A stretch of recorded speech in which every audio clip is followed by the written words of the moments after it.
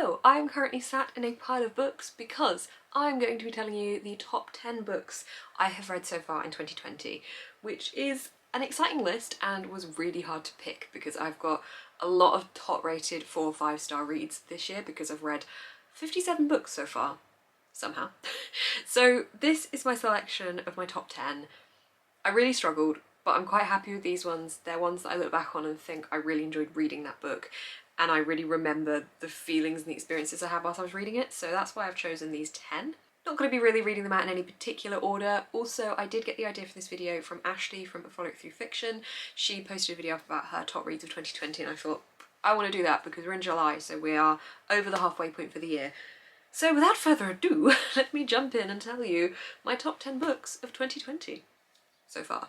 Again, in no particular order, the first book is Good Girl, Bad Blood by Holly Jackson. This is the second book in the Good Girl's Guide to Murder series, which follows Pip, who is an entrepreneurial detective, somebody who really wants to get into being a detective, and she is very good at it. And in the first book, we follow her trying to solve one crime, and in this book, we got onto a second crime.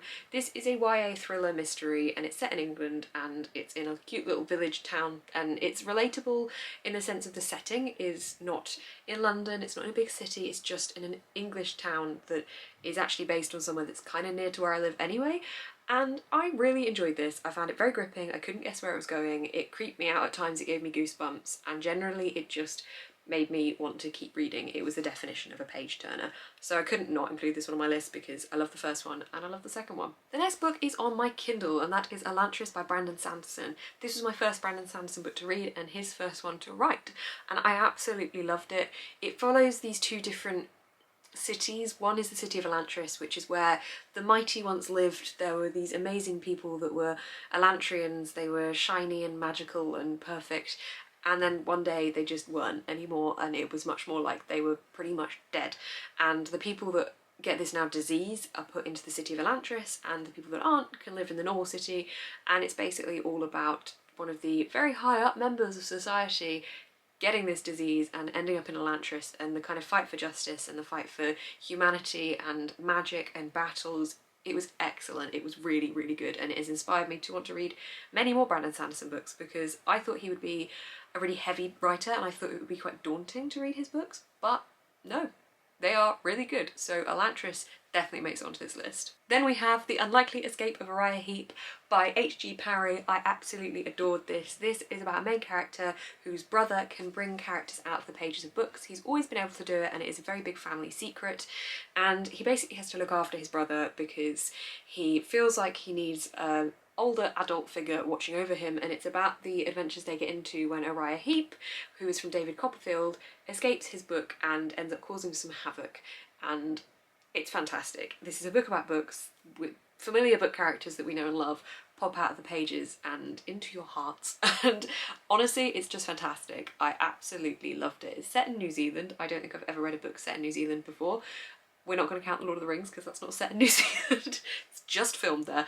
But this just made me smile because I liked exploring the different book characters that I know very well and love, and exploring them in a new way because this opened doors to make it more of a mystery, and there's a street where they all live and they get on together. It's like if you pulled all your favourite book characters out of all of the different books, how well would they get on? Well, this book actually explores that. It's fantastic. I really, really, really love this book.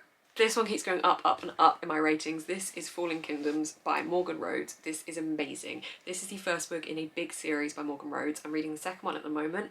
This is kind of Game of Thrones, but a lot less heavy. It's a fantasy about two different warring families, warring kingdoms, who both want power but in different ways and will go about very different ways to achieve it.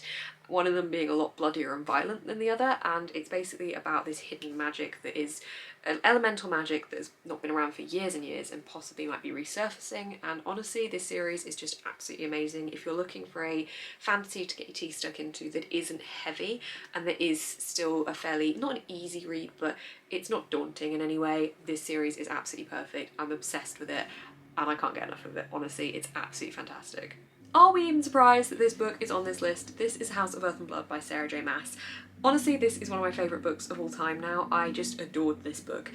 The last 250 pages had me sobbing, laughing, on the edge of my seat. I couldn't put it down. I will remember this book very well for a long time, I think. I want to reread it already to try and pick up even more details, but it stays within my brain and my feelings for it are very fresh still, I feel, and honestly I just absolutely adored it. I really associate this with my mum and I went to a spa for her birthday. We had a spa day, which we've never done before and was insanely exciting, and I started this book on that spa day and read about 70 pages in the spa, and I would always associate reading it on that day and with that kind of relaxing time and really wanting to read more of it, because I find Sarah J Maas's books are quite addictive in the way that they're written. You feel like you're reading about very familiar characters, even though this is the first in a series. Honestly, I just adore it and I want the rest in the series, and I'm going to reread this probably this year still, because I don't need to read the other books on my shelves.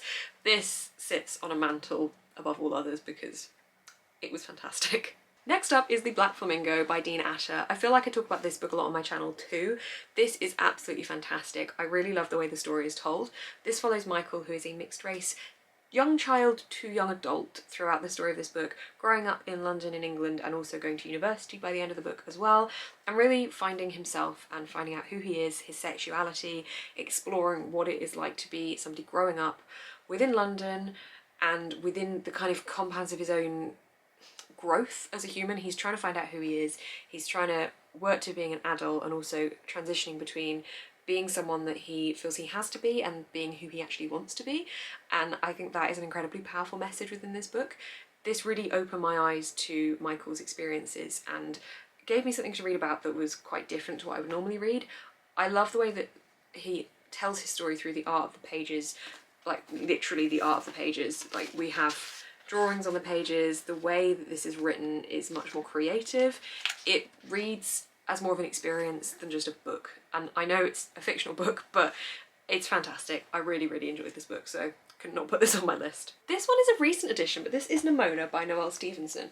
This one I got for my birthday, and I read it this weekend, and honestly, loved it. It was so funny, it was so cute, and I really enjoyed the way it told the story, and it's definitely my favourite graphic novel.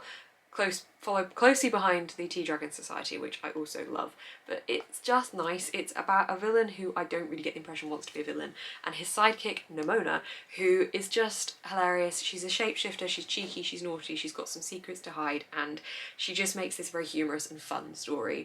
And there's some romance in it as well. There's male-male romance, and I just liked it. The whole thing was really cute, it was really funny, and yes, it's going on my list because of how it made me feel and the enjoyment and the laughter I got from reading it. I didn't think I'd put this one on this list, but when I was looking at my shelves and I was thinking back to how the books made me feel and my enjoyment of reading at the time, this has made it. This is Hold Back the Tide by Melinda Salisbury. This is a tiny little fantasy horror-y book. I didn't know anything going into it. I read it in 2 days and I just really enjoyed it. There is a village here that is protected by this water area, or not protected, there is a giant water area around it, and this girl and her dad have to try and protect the people in the town from what's in the water. The water really doesn't protect the village at all.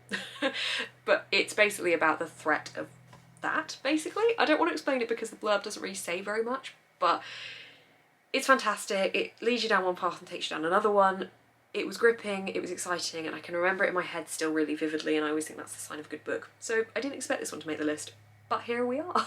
Second to last, we have Under a Dancing Star by Laura Wood. This is a Much Ado About Nothing retelling. It's set in Italy in the summer, and it's in the 50s, I think? It's in the 30s, And honestly, absolutely adore the atmosphere of this book. I read it on a summer's day, sat outside in the sun, and I think I read it in a day or two, and the atmosphere of it just made me feel like I was there, or it made me desperately want to be there in Italy in the summer.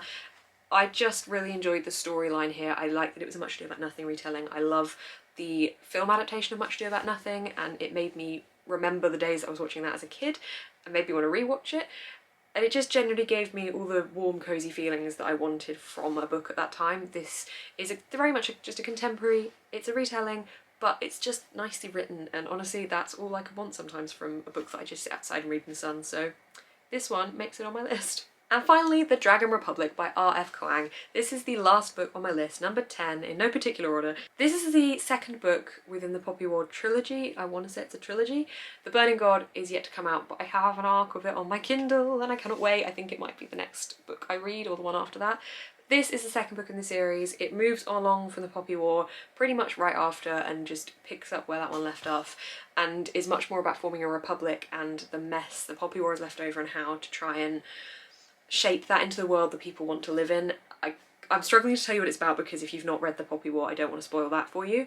Go and read the Poppy War if you haven't, because that is one of my favourite books of all time. This one is just as good. I cannot wait to see where it goes within the Burning God, because honestly, I'm so excited. This whole series, this undoubtedly was going to get a slot on the top 10 list. Also, it is chunky, so it's enough to get your teeth stuck into. The audiobooks for these ones are fab as well. When I was ready to read this one, I wanted to reread the Poppy War, so I listened to it on Audible, and it was a really nice experience. It was a really good audiobook, so that set me up nicely as a refresh for this one. Now I feel like I need to reread them all again to then prepare for the Burning God. It's so good. It's so good. So those are my top 10 reads of 2020 so far.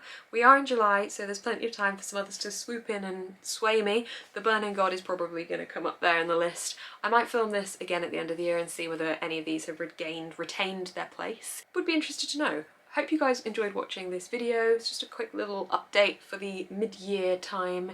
Thank you so much for watching. If you did like this video, please give it a thumbs up or comment down below what you thought of these books, what your top 10 books are. I can't talk today. You can also subscribe to see more of my face on your feed, and also of course you want to subscribe because you want to know if at the end of the year these are still my top 10 books. You'll just sit for the next 6 months, 5 months in complete intrigue. Of course.